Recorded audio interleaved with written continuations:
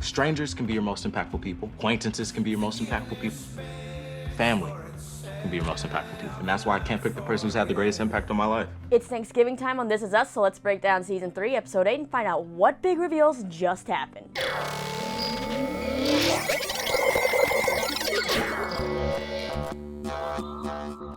Rise and shine on, you lovely people. Lisa here, and happy Thanksgiving. Now, it is a holiday week, which means things are a little crazier than normal, and I know this video is coming to you a few days later than normal, but hey, this week's episode of This Is Us took place during Thanksgiving, so I just figured why not put this up on the holiday? You're probably not watching, you're probably off eating, spending time with family, whatever, but hey, if you need something to help you fall asleep after your big meal, maybe this will help. Anyway, this week's episode gave us a look at Thanksgiving through the years for various members of the Pearson family, and some big revelations were made. Now, I honestly just love that Toby seems to be back on the up and up, and for all you Miguel haters, this episode might just be the one to finally win you over, so let's dive in. For our oldest timeline, we head to Vietnam, where Jack is still trying to help out Nicky, but things aren't going so well. Nicky still seems to isolate himself, does not want any of Jack's help, and you know, Jack's kind of seems like maybe he's getting frustrated, but things aren't working out so far. Now, that mystery woman in the villa who we see wearing the necklace that Jack eventually gives Kevin,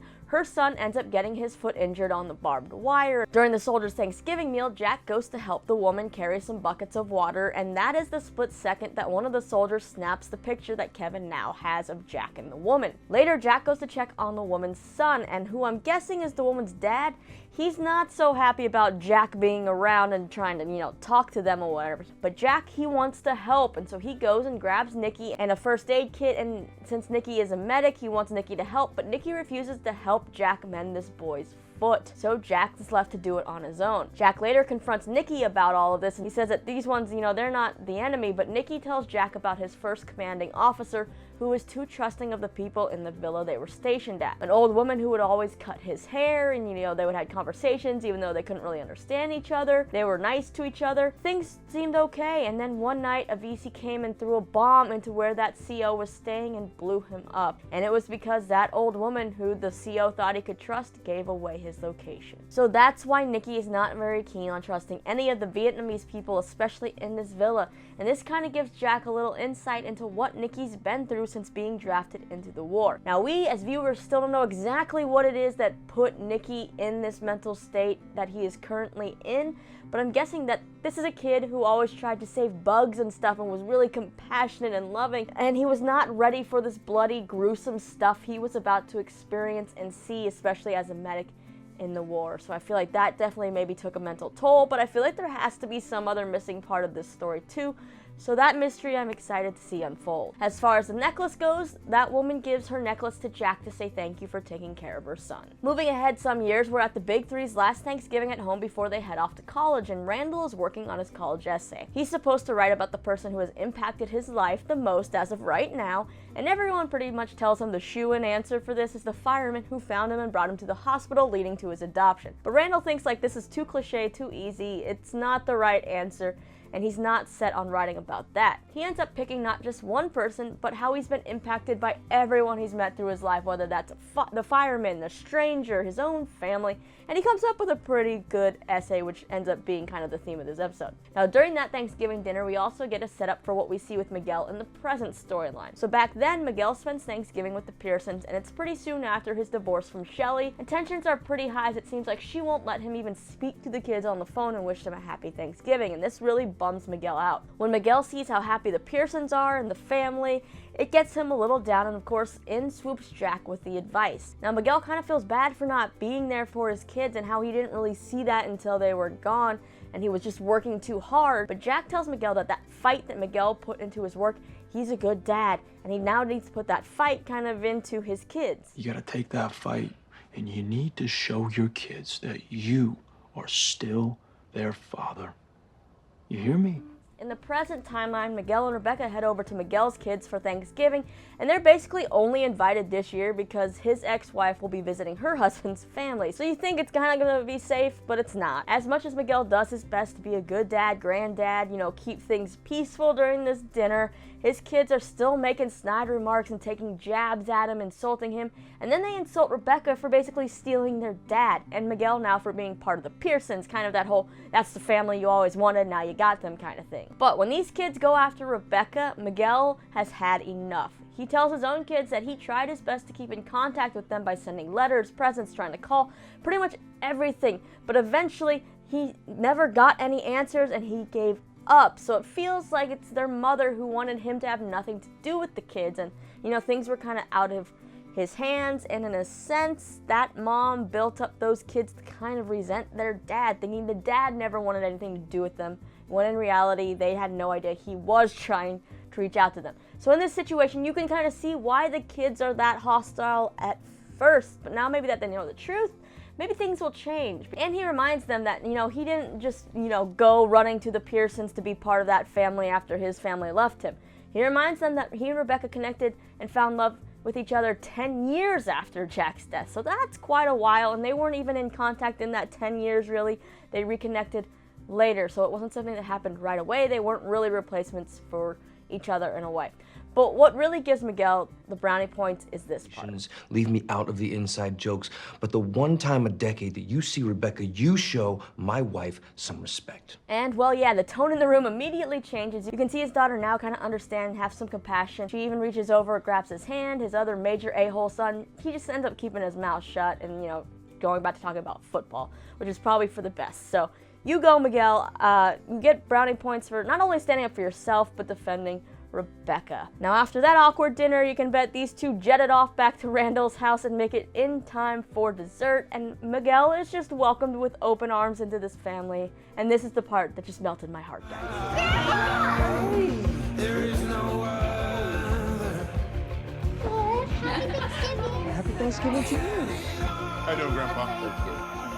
Backing up a few years, we then get to see the blossoming of William and Jessie's love story. They meet in, of course, an AA type meeting, and then on Thanksgiving, William happens to run into Jessie leaving a liquor store. Now, to keep Jessie from relapsing, William invites Jessie over for dinner, and they end up talking and really connecting, and Jessie feels, I guess, like he can talk to William and is comfortable with William, that even comes clean about all the lies he's told in the meetings and how bad his cocaine addiction really was and everything. William then invites Jessie to join him and some other musicians from the group who get together to play music to kind of keep themselves from getting into trouble. And when Jessie arrives with a woman, you can see a little bit of kind of jealousy and maybe, I don't know if it's defeat, but, you know, sadness on William's face, because he's like, oh, well, maybe I wasn't picking up on the right vibes with this guy. But Jessie does inform William that the woman that he came with was his cousin, and not to worry. So that's kind of the beginning of their love story and that relationship. Now back to the present time. Kate and Toby have flown across the country to spend Thanksgiving with the rest of the family, except for Kevin. Obviously, he and Zoe are still in Vietnam, but they video chat in. Anyway, they're in charge of making the big meal this year, since Randall and the rest of the family will be heading to the shelter to serve meals to the homeless as part of his campaign. Now, Toby is doing better, but he is really worried about getting this meal right. But Kate does reassure him he'll be fine. Meanwhile, we have Deja, who gets a text from her mom wishing her a happy Thanksgiving, but Deja, I think she's still pretty mad at her mom, so she chooses to delete it. Now at the homeless shelter, while serving food, Deja remembers she and her mom used to be the ones on the opposite side of that table receiving the food, and she ends up giving a little bit extra food to the attendees. She also has a change of heart by the end of the episode and does send her mom a happy Thanksgiving text back. Now on the campaign front though, things aren't going as well.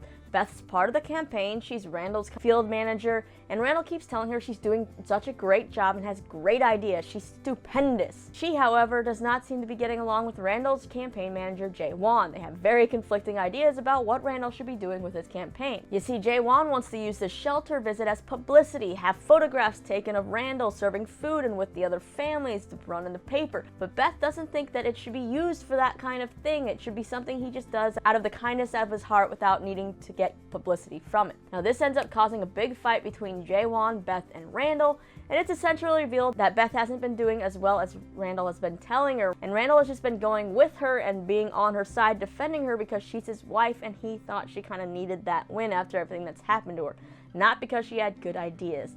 And well, yeah, that just kind of makes things awkward, and Beth's pretty disappointed, so it'll be interesting to see where that campaign goes from here. Will Beth continue to help out Will she and Jae-Won sit down? How will this campaign go moving forward? Now back at the Pearson house, Tess ended up staying home with Kate and Toby because she didn't feel good. After an awkward run-in with Toby, we learned that Tess stayed home because she got her first period. And Aunt Kate swoops in with a great advice and comforting story about how awkward it was when she got her first period. Tess also then reveals another secret. And your first boyfriend. Or girlfriend. Now it seems like Tess is not ready to tell anybody else about figuring out her sexuality, so she asks Kate not to say anything. Now we're not sure exactly why, because it seems like Randall and Beth would be those parents who would love their kids no matter what, but there was that point when Randall was a little, thrown off by William revealing his bisexuality, so maybe Tess remembers that and isn't so sure if she wants to say anything yet, or maybe she just isn't sure of herself yet and doesn't want to, say something that isn't, fully set in stone. So Kate promises to not tell Tess's secret, but says that if Tess ever needs to talk to her about anything, Aunt Kate is always there for her. And well, as far as the dinner goes, Toby ended up burning everything and had to resort to ordering tons of Popeyes and Cracker Barrel, which I wouldn't be mad at. And while he thinks he failed, Kate ends up giving him a really great compliment. You know what this is? A disaster. No. This is like Jack Pearson level magic. While Toby obviously never got to meet Jack, he does know how much of like a Superman and great guy Jack was, how high they hold Jack up. So hearing Kate say that he was like Jack had to be one of the best compliments that Toby has ever received from her. And with all of that, we have this episode coming to a close. Now I like that they're finally giving Tess a storyline. Usually Tess and Annie are just there to be cute or cause a little conflict, but never anything really meaty. But seeing as how Tess is kind of part of this future storyline mystery, maybe this is what they're building up for? Could it have been a clue of some kind into that storyline, into who our mysterious her was, or what caused conflict, or anything like that?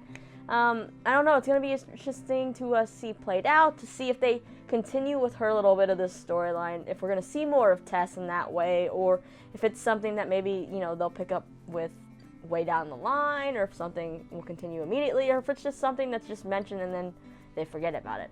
I don't know which direction they're going to go, but hopefully we get answers to this mysterious her sometime soon. Do you guys think that, Tess's sexuality has anything to do with the mysterious her, or is it just something to add a dimension to another character that we haven't had a lot of, dimension to yet? It was also really nice to learn a bit more about Miguel and his home life and past life and his own kids, because we knew he had that family, but we never really hear anything about him. So that was kind of good to see that side, and also to see how good of a dude Miguel is, because they've been painting him good and bad. I feel like, people were mad just because he was with Rebecca, but then when they revealed that they had gotten together way later, kind of made him better again. But, there's still people who are on the fence because people love Jack and Rebecca so much. But Miguel, you're winning some brownie points. Now, with Nicky and Jack, that's also something that was good to see a little bit, but I don't think it gives us fully any answers. Anything could have messed up Nicky that we don't know about yet. And there's a lot of theories floating around about Nicky. It's like, is Nicky actually still alive? Was Jack the reason for Nicky's death, or is it something else? So do you have any good theories related to Nicky?